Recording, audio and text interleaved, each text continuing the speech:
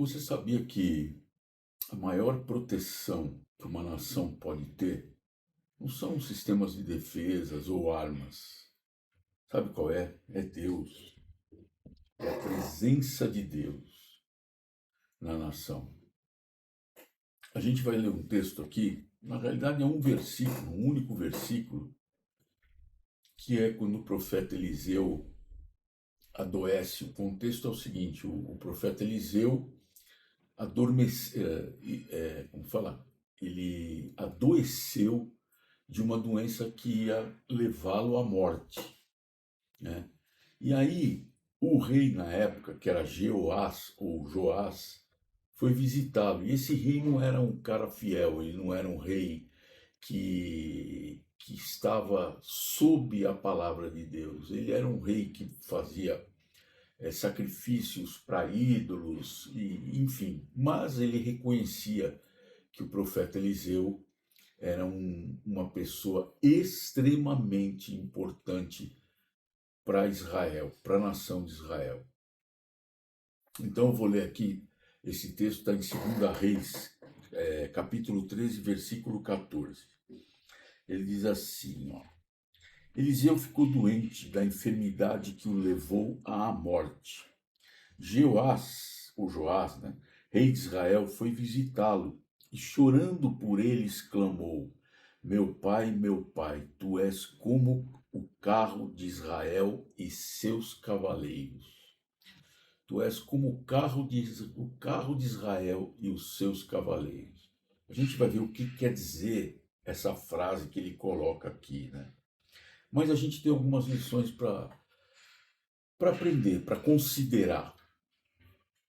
A primeira coisa, o profeta, ele estava doente, ele ia morrer, mas ele era extremamente relevante para a nação de Israel. E o que quer dizer? Pô, por que Deus coloca isso? O profeta vai morrer. Ele pegou uma doença e vai morrer. Então, primeira coisa, né? Homens de Deus também adoecem.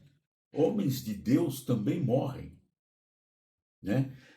Milagres, por exemplo, o profeta Eliseu, ele fez muitos milagres.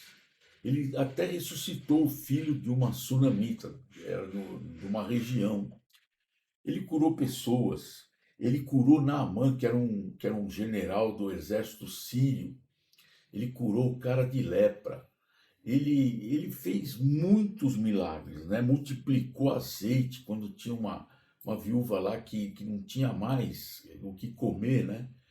E ele falou: vai lá na tua casa e pede para os teus vizinhos várias vasilhas e coloca. E falou, e profetizou: falou, enquanto você encher as vasilhas, o azeite nunca vai, não vai acabar. Os caras iam pegar os filhos dela para levar como escravo, porque ela não tinha como pagar mais imposto, mais nada. E aí o que ela fez? Ela, além de alimentar ela, os filhos, o profeta, e ainda ficou sobrevivendo e vivendo daquele azeite que ela encheu as botijas.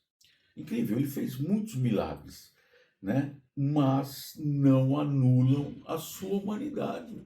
Ele era humano. Ainda que ele fizesse milagres em nome de Deus, ainda que ele fosse uma pessoa extremamente relevante para Israel, ainda que ele fosse o oráculo de Deus, ele era humano. Então Deus está mostrando isso para a gente aqui. E o fim físico dele jamais anulou a autoridade espiritual dele, né? Então, hoje, o que fica de lição para a gente é assim: hoje tem muitas seitas que primeiro falam assim, né? Não, você tem que exigir saúde, exija, você está no seu direito, exija para Deus. Quem somos nós para exigir alguma coisa de Deus?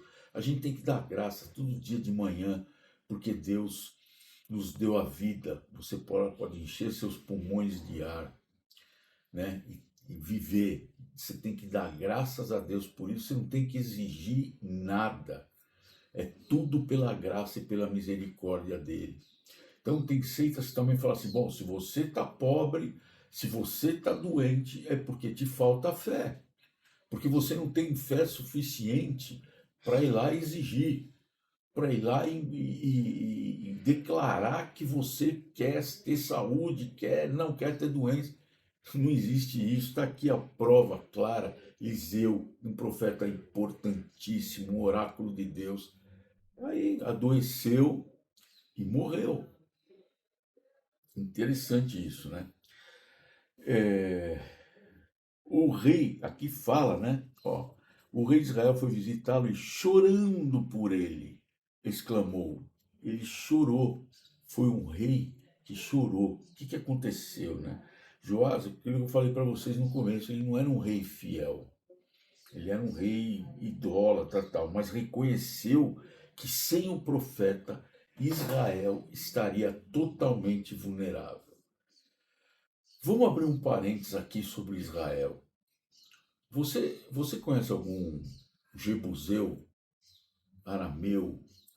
Você não conhece. Por quê? Porque filisteu foram povos que existiram e não existem mais. Por quê? Porque uma nação que domina a outra por mais de 100 anos, ela perde a nacionalidade.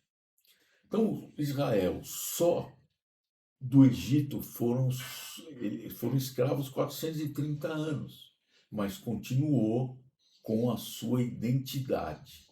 Aí, lá nos idos de 1940 e pouco, 47 e tal, houve uma determinação da ONU, que chamou, era uma determinação 187, 181, se eu não me engano, é o número deles lá, que era a divisão do Estado da Palestina. Metade ia ser dos árabes, metade ia ser de Israel, porque na época estava sob o domínio inglês.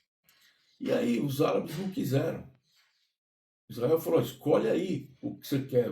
Os árabes não quiseram escolher a terra e sobrou para Israel o quê? O deserto. E aí, em 1948, foi criada, acho que 14 de maio, se eu não me engano, foi criada a nação de Israel. Olha que interessante isso, né? Até Isaías, tem um texto em Isaías, uma profecia, uma coisa incrível. Eu vou ver se eu acho aqui.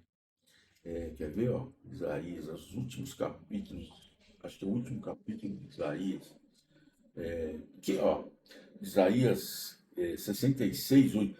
Quem jamais ouviu isso? Quem viu coisa semelhante? Por acaso seria possível nascer uma terra num só dia? Nasceria uma nação de uma só vez? Mas logo que Sião entrou em trabalho de parto, deu à luz a seus filhos. Profecia. Isaías já profetizou isso. Uma nação nasceu num único dia, 14 de maio de 1948. Agora, sempre regida por quem? Por Deus.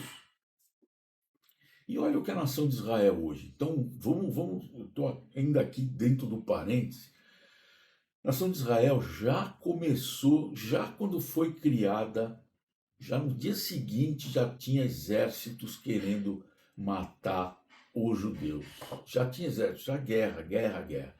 E Israel sempre foi vencendo, sempre. Então, se você olhar no mapa, não sei se esses números que eu vou falar para vocês hoje estão atualizados, até uma época atrás estavam, mas são 105 milhões de árabes que vivem ao entorno de 6 milhões e 500 mil habitantes de Israel. Então são pessoas que se odeiam. Os árabes odeiam os judeus, a gente já deu um estudo sobre isso aqui, e queriam destruí-los. E nunca conseguiram. Desde 1948, exceto esse advento último de Gaza, Israel tinha se envolvido em 19 conflitos armados com o povo árabe e ganhou todos, todos.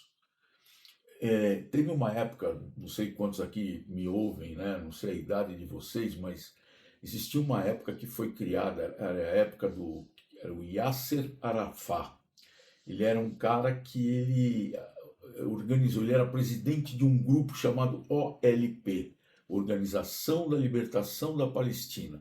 Ele falou assim: pô, peraí, nós somos 80 milhões, 70 milhões naquela época, contra 5 milhões de judeus, é covardia. Então vamos criar aqui o que o mundo vai falar. Pô, vocês foram lá e dizimaram os judeus? Não. Então vamos criar uma organização para a libertação da Palestina menor, de 19 milhões de pessoas, que aí 19 milhões contra 5, 6 milhões, tá mais ou menos ali. Ainda assim é mais que o triplo, né? Vamos dizer. Perderam todos os conflitos, todos. A guerra mais famosa foi a Guerra dos Seis Dias, que os aviões não conseguiram levantar voo porque Israel bombardeou, que era uma bomba, ela era uma bomba com efeito retardado. Então jogaram a bomba e falhou a bomba. Daqui a pouco as bombas explodiram todas, acabou com o aeroporto e com todas as aeronaves. Os caras, que foi em 1967 isso. Os caras nem conseguiram levantar voo. Enfim, Israel ganhou todos os conflitos. Você vê agora em Gaza também, com o povo lá que fez aquele atentado horroroso, covarde, né?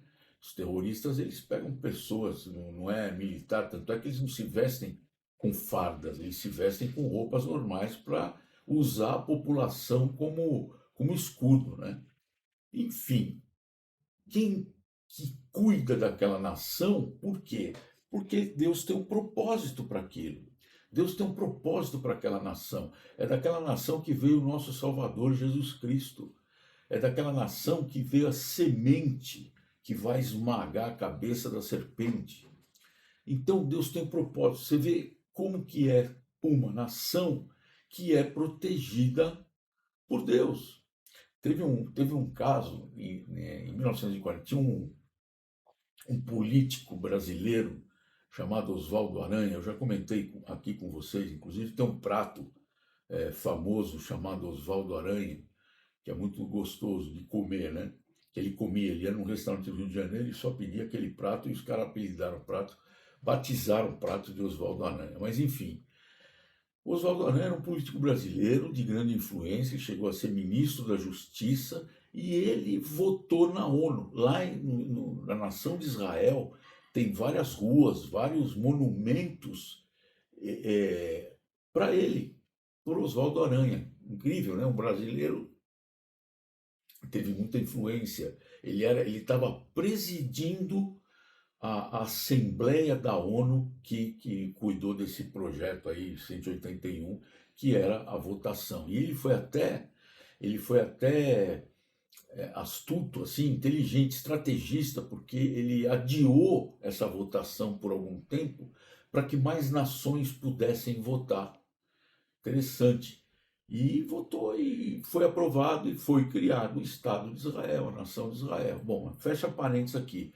Mas eu estou querendo dar esse pano de fundo para vocês para perceber o quanto é importante ter Deus numa nação, né?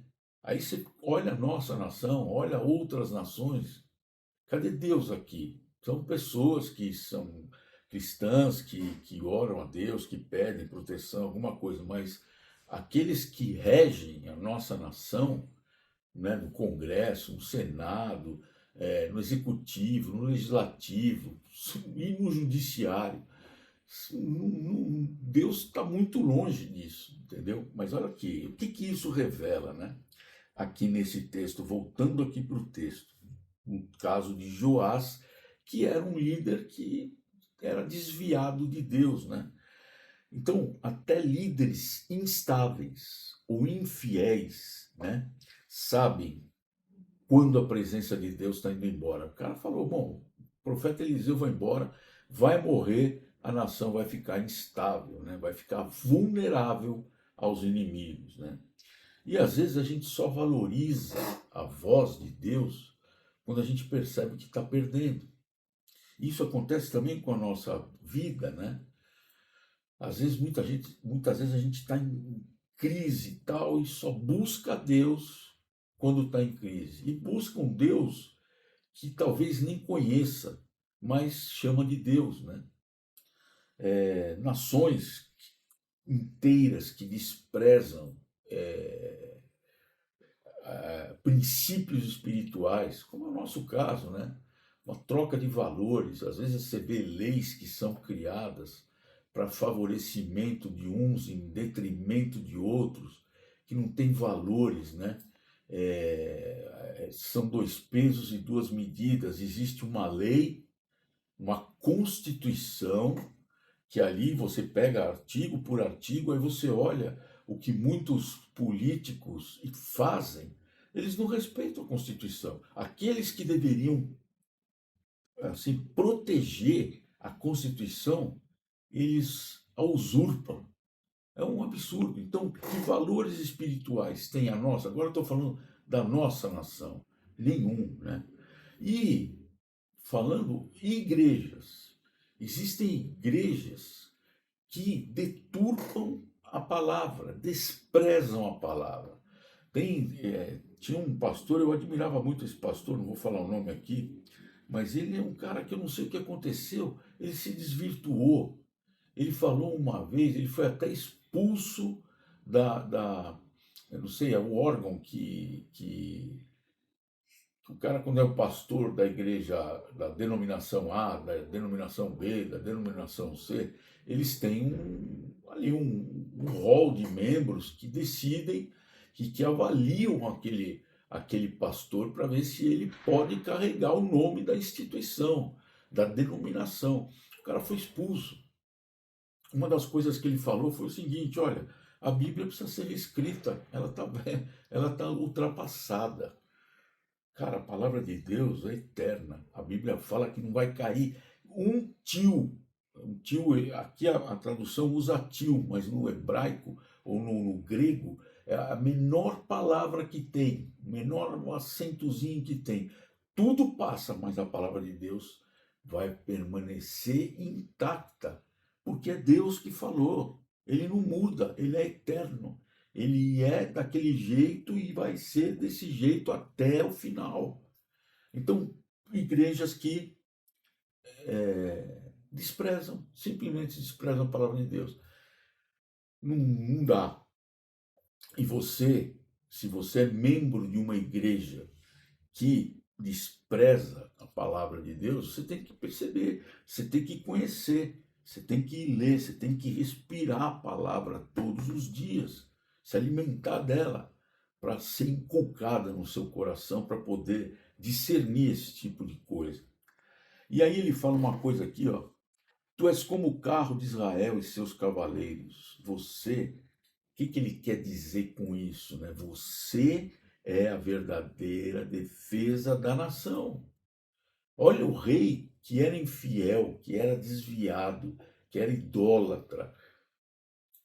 Reconhecido. Israel tinha exército? Sim. Israel tinha armas? Sim. Israel tinha estratégia? Sim. Sempre teve bons guerreiros. Mas a sua segurança, o próprio rei desviado reconhece, estava na presença de Deus. Então, é isso que eu queria falar com vocês, para a gente ter aqui algumas aplicações gerais para a nossa vida, né? A gente falou de igreja, vamos trazer aqui os exemplos para a igreja. Uma igreja sem palavra é como um exército sem defesa. Eu conheci um pastor certa vez, há muitos anos atrás, ele já era bem de idade, pastor Samuel. Ele era um senhorzinho muito fofo, que você tinha vontade de pular nos braços dele. E, sabe, o cara, ele transbordava amor, ele transbordava Deus, ele era uma pessoa que, olha, eu nunca conheci uma pessoa tão bondosa, tão doce que nem aquele velhinho. E ele uma vez falou para mim: ah, meu filho, sabe, eu não tenho muito estudo. Ele era pastor de uma igreja que não era pequena, né? Eu não tenho muito estudo, sabe? Muitas vezes eu não sei fazer um sermão, uma pregação boa, porque eu não tenho muito estudo. Então, sabe o que eu faço? Eu abro a palavra e leio. Eu pego um determinado texto lá e leio. Eu não faço, na teologia tem lá exegese, né, que é quando você tira um aprendizado, né, da palavra, alguma coisa assim. Não, ele não fazia nada disso, ele simplesmente lia a palavra. E ele falou: e com isso eu tenho certeza que o povo está alimentado. Lá em Isaías fala assim, né? A palavra de Deus nunca volta vazia.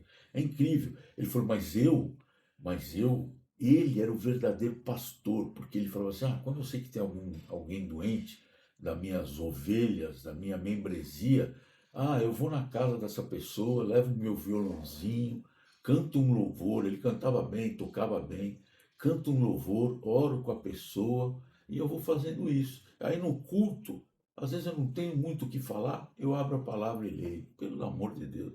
Isso é a coisa mais. Eu fico até emocionado de ouvir quando ele falou isso para mim, que é de fato isso, a palavra enche, enchia o templo lá. Você não tem nada para falar? Lê. Você não consegue fazer um estudo? Lê a palavra. Ponto, acabou, né? E aí vamos colocando. Então, uma família sem oração está desprotegida. Esse mundo, imagina o mundo que a gente está, violento, e agora a parte cibernética, né? Os caras dão um golpe a toda hora, clonam teu celular, roubam teu dinheiro, fazem falcatrua no banco. Outro dia me falaram que você está andando na rua, vem um cara, uma pessoa do seu lado conversar com você, e vem outra com a maquininha nas suas nádegas para hoje você coloca o cartão, né? Muita gente põe o dinheiro aqui ou põe o cartão no bolso de trás. O cara vem com a maquininha na sua nádega lá para sacar dinheiro da sua conta. Pô, eu falei, não acredito uma coisa dessa. E aí mostraram a reportagem. Um repórter, eles fizeram todo um, fizeram dois repórteres, né? Um caminhando, três repórteres, outro veio para conversar e o outro foi com a maquininha atrás e sacou, mostrou lá, saiu o recibinho. Parece que tem um limite de R$ 200, sacou 200 pau da conta da pessoa. Ou põe perto da bolsa, quando é mulher, coloca na bolsa. Então, assim, a gente precisa se proteger. Então, aqui, uma família sem oração está desprotegida. Uma nação sem princípios espirituais caminha para quê? O colapso. Olha a nossa nação. A nossa nação, eu acredito que se não tivesse toda essa corrupção e essa safadeza, a gente seria a nação mais rica do mundo. Quem tem uma floresta que nem a nossa? Quem tem água que nem nós? Quem tem minérios preciosos que nem nós? Não tem. Não tem, não tem. Quem tem lugares bonitos que nem para o nosso país, para turistas. O turista vem para não sei aonde aí, para um determinado estado, os caras são roubados. Às vezes meus filhos falam, eu gosto de ir lá, eu vou para aquele lugar. Eu falo, pelo amor de Deus, vocês estão brincando, né? Mas assim, a gente é uma nação sem princípios espirituais, né? E nós estamos caminhando para o colapso. Então, gente, para que a gente possa terminar aqui, o céu protege mais do que qualquer exército, qualquer sistema de defesa, do que qualquer arma. Quando você está sob a palavra de Deus, sob os cuidados de Deus, você está protegido. Entendeu? E assim, veja esse exemplo. Nação que não tem os princípios espirituais caminha para o colapso. Eu peço que vocês sejam alimentados da palavra de Deus, que vocês possam dobrar seus joelhos e passar a orar pelas suas famílias, passar a orar para pedir para Deus vir habitar no seu coração, se você ainda não fez isso. E é no nome precioso e santo do Filho dele que eu peço, tá bom? Amém.